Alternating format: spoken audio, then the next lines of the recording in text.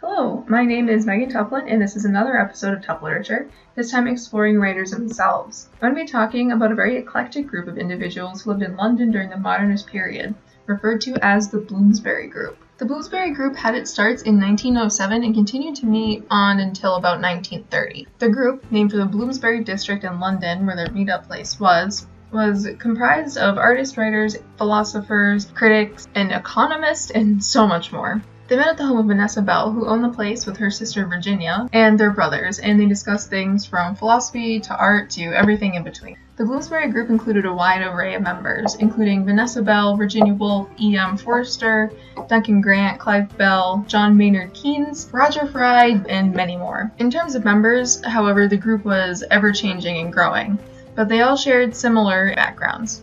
The members primarily came from wealthy families, most members having attended Trinity, Cambridge, or King's College.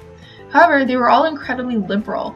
The group sought out freedom for their creative pursuits, and eventually people began to view them as an elitist group of individuals, and they were often mocked and ridiculed in the media of the time.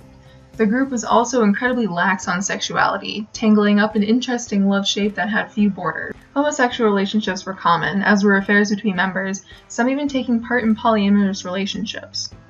Interestingly enough, the Bloomsbury Group did have a slight air of elitism to them. They would often welcome other individuals to their meetings, like writer T.S. Eliot, but would not consider them to be true Bloomsburys. The group met in different sections, the writers meeting on Thursdays and the artists meeting on Friday. They would meet for conversations and explore their mediums and get a little bit experimental with things.